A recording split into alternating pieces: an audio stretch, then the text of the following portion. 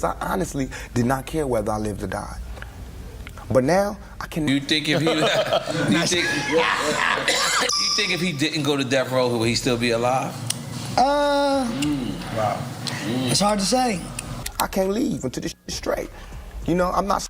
I can't go until y'all really know what time it is. For nearly 30 years, we've all accepted the same story about what happened to Tupac.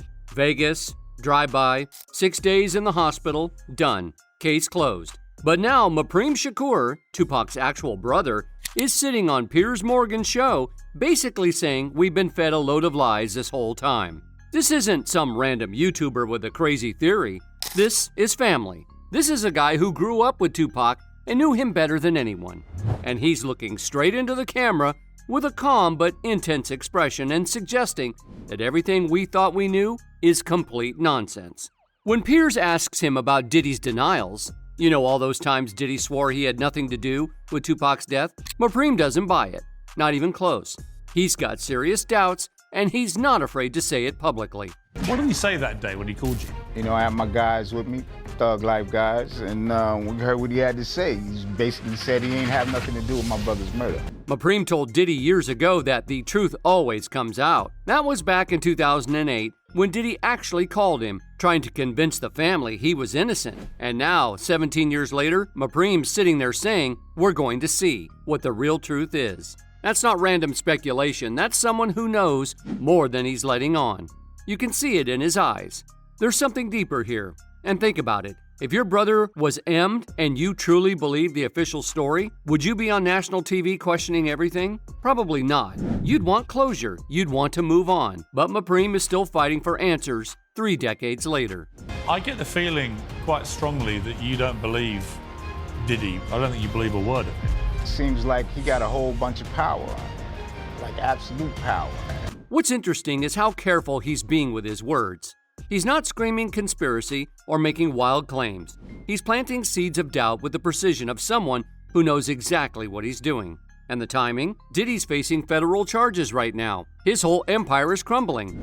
Perfect time for family members to start talking, don't you think? We're not saying Tupac is alive and chilling in Cuba, but when his own brother starts questioning the narrative we've accepted for decades, maybe it's time we started asking some serious questions too. Because if Mopreme is right, then everything, and I mean everything, we thought we knew about hip-hop history is about to get blown to pieces.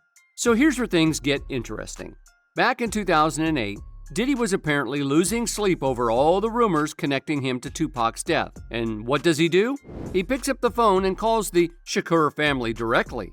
The boy Puffy called me, though. Puffy called me back in the day. He called me, he was like, I just want you to know I ain't have nothing to do with your brother's, you know, I know who you are, but we never met. Think about that for a second. Innocent people don't usually feel the need to call up a M victim's family 12 years after the fact to explain themselves. But Diddy was rattled enough by street talk and whispers that he reached out through radio host Big Boy to set up a conversation with Mopreme. Picture that phone call.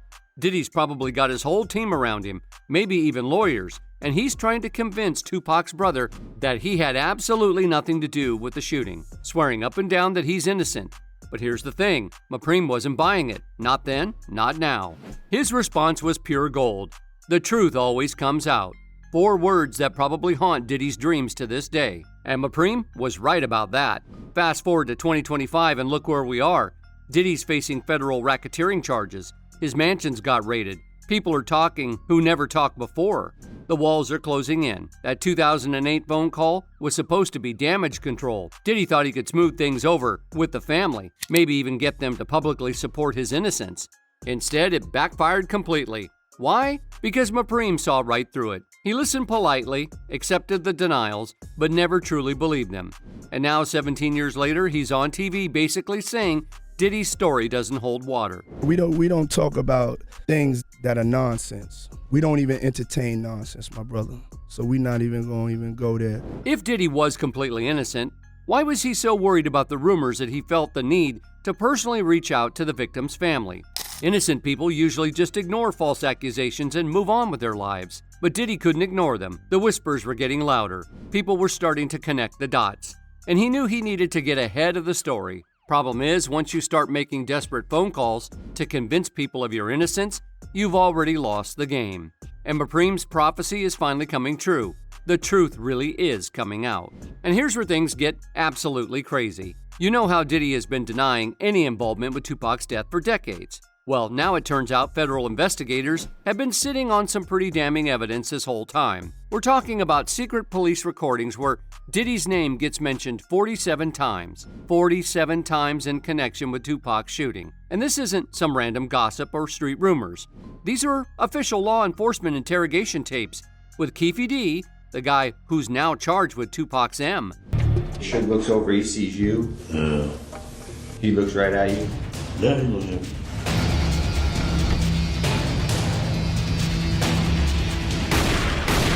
Keefy D didn't just whisper these allegations in some dark alley. He sat across from federal agents with recording equipment rolling and allegedly described in detail how Diddy offered millions for both Tupac and Suge Knight's heads. The exact quote that keeps popping up in these files?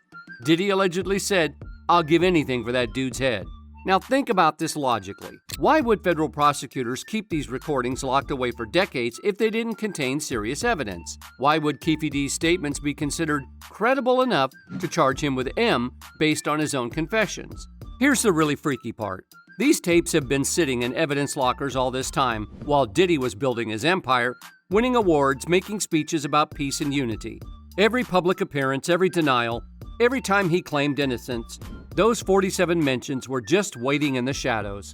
And now with Diddy facing federal racketeering charges and his whole operation under investigation, those old recordings suddenly look like smoking G's instead of ancient history. The timing is perfect if you think about it. Federal prosecutors love to use old evidence to build pattern cases. If they can prove Diddy was running a criminal enterprise now, what's to stop them from going back and connecting it to alleged crimes from the 1990s? Puffy called and said, "Was that us?" And you didn't say nothing. I didn't say nothing. Yeah, you're right. There's also, you go into the book, that apparently there was supposed to be $1 million. Keefy D's detailed descriptions of million-dollar bounties and M-plots weren't just talk. They were potential evidence that could finally tie Diddy to the biggest unsolved M in music history. And if those recordings ever see a courtroom, Diddy's carefully constructed narrative about his innocence is going to crumble faster than his business empire. And federal agents weren't even looking for Tupac evidence when they raided Diddy's mansions. They were hunting for modern stuff. ST, racketeering, financial crimes, but sometimes the biggest discoveries happen by complete accident. Buried deep in Diddy's personal files, agents found documents labeled with one word that sent conspiracy theories absolutely wild: Cuba. And before you roll your eyes and think that this is just random paperwork, remember that Tupac's aunt, Assata Shakur, has been living in Cuban exile since 1984. Now, coincidences do happen, but in a federal investigation of this magnitude, nothing is really a coincidence, especially when it connects to decades of theories about Tupac escaping to Cuba after faking his death. Remember Michael Neese, Tupac's former bodyguard? He'd been claiming for years that he helped smuggle Tupac out of Las Vegas, switching bodies at the hospital and arranging a private jet to Barbados before the final stop, Cuba, under Castro's personal protection. Everyone dismissed Neese as crazy until he promised to release proof, and then mysteriously vanished. Gone. Disappeared. Tupac Shakur didn't actually die in '96 and is still alive and well. But Neese had insisted that Castro himself approve the operation, turning Tupac into a protected asset of the Cuban government. Sounds insane, right? Except now we have federal agents finding Cuban references in Diddy's most private files. Think about what that means. If Diddy kept documentation connecting him to Cuban operations, it suggests he either knew about Tupac's survival or was actively involved in covering it up. Why else would Diddy have Cuban files unless he was monitoring something or someone on that island? Local residents in Havana have been reporting sightings for years. Some guy with Tupac's build moving through side streets, ducking into cafes, vanishing before anyone could get a clear photo. Grainy footage, eyewitness accounts, persistent rumors of a legendary figure living in plain sight. Part of Tupac's legend is that he'd been shot 5 times and survived before that fateful night here in Las Vegas in 1996. And because of that, Tupac's legacy has always been linked to Vegas. But here's the scary possibility. If Diddy's files contain communications with Cuban contacts, financial records of international payments, or surveillance reports on Tupac's activities, then we're not just looking at an M cover-up. We're looking at an international conspiracy that spans decades. The Cuba files might be the smoking G that provides Diddy knew Tupac was alive all along and helped maintain the biggest deception in hip-hop history. And if federal prosecutors decide to open those files and make them public, the truth they reveal could destroy everything we thought we knew about September 1996. So now we talk about some seriously weird stuff that happened around Tupac's death. Because when you start digging into the official records, things don't quite add up the way they should. First off, the coroner's report. This document is supposed to be rock solid, right? Medical professionals, precise measurements, official documentation. But somehow Tupac's height and weight were listed incorrectly. We're talking about basic physical characteristics that any hospital staff or medical examiner would measure as standard procedure. Now, mistakes do happen, but when you're dealing with the most famous rapper in the world, you'd think someone would double-check the paperwork, right? Especially when the world is watching and asking questions. But this is where it gets really strange. The cremator, who allegedly handled Tupac's body, retired immediately after working on the case. Immediately, as in finished the job and disappeared from the profession forever. Who does that? Who retires right after handling the biggest case of their career? And then there's the Vegas shooting itself. We're talking about one of the busiest nights on the Strip. September 7th, after the Tyson fight. Thousands of people everywhere, cars, pedestrians, tourists with cameras. But somehow not a single bystander saw the actual shooter. Nobody got a clear look at the G-Man or the vehicle. How is that even possible? Suge Knight, who was literally sitting next to Tupac when it happened, has been dropping hints for years that something doesn't add up. Back in 2014, he straight up told TMZ, "Why you think nobody been arrested? 'Cause Tupac not gone." I ain't the killed Tupac, I'm the protected Tupac. Yeah. But at the same time, bitch ass Puffy can give him a mother star, and every rat in the world said he didn't want to kill Tupac. Think about that statement for a second. Suge was there. He lived through the shooting. He knows what really happened that night. And he's suggesting that Tupac isn't actually dead. All these little inconsistencies might seem random individually, but when you put them together, they start forming a pattern. Wrong information on official documents. Key witnesses disappearing or going silent. No reliable eyewitnesses to the actual shooting. Medical professionals retiring immediately after handling the case. Either we're looking at the most incompetent investigation in criminal history, or someone was working very hard to make sure the truth never came out. And with Diddy's current legal troubles and all these federal investigations, maybe we're finally going to see some real answers about what actually happened in Vegas on September 7th, 1996. Now here's the thing about Diddy's current situation that makes all these old conspiracy theories suddenly seem way more believable. Federal prosecutors aren't just going after him for random crimes. They're painting a picture of Bad Boy Records as a full-blown criminal organization that operated for decades under the cover of being a music label. We're talking about racketeering charges, ST, coercion, the kind of stuff that sounds more like organized crime than hip-hop business.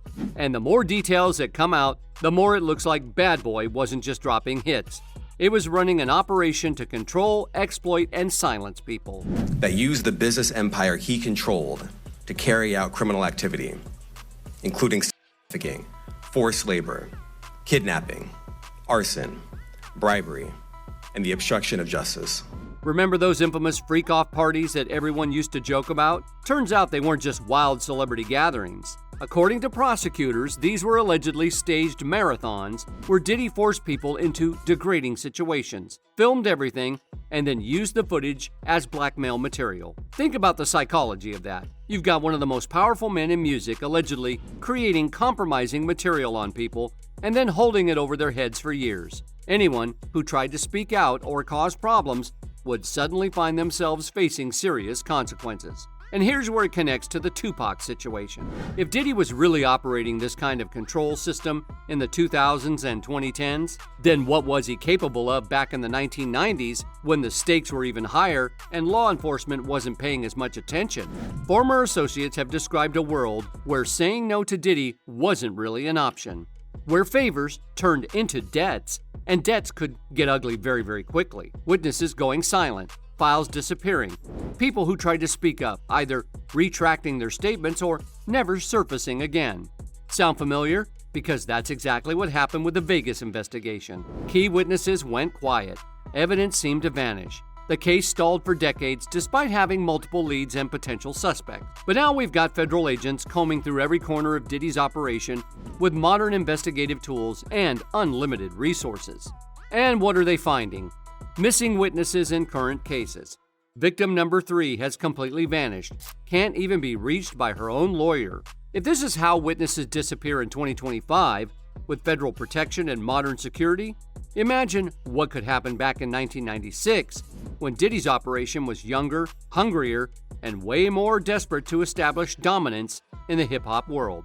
The same tactics that allegedly silenced people around the Vegas shooting might still be at play today, wrapped into the larger machinery of what prosecutors are calling a criminal enterprise. Maybe the Vegas investigation wasn't just incompetent. Maybe it was sabotaged by people with serious resources and dangerous connections. Let's think about the logistics here for a second. If Tupac really did fake his death and escape to Cuba, and we're not saying he did, but if he did, we're not talking about some simple operation that 1 or 2 people could pull off. Here we have a guy that said he saw Pac and took this picture, and it's trending like a on internet. Moving and protecting someone as famous as Tupac would require serious coordination. We're talking about allies, financial backers, international intelligence networks, the kind of operation that spans countries and involves people at very high levels of government and organized crime. Think about Cuba in the 1990s. Fidel Castro was still in power, allegedly actively thumbing his nose at the U.S. by harboring American fugitives and dissidents. Tupac's aunt, Assata Shakur, had already been living there in exile since 1984, after escaping from a New Jersey prison. So there was already a precedent for the Cuban government protecting high-profile American fugitives. But here's where it gets complicated. If Tupac was really protected by the Cuban government, that means Castro's intelligence services would have been involved. The DGI, Cuba's equivalent to the CIA, doesn't just casually protect foreign celebrities without getting something in return. What would they have wanted from Tupac? Information? Propaganda value?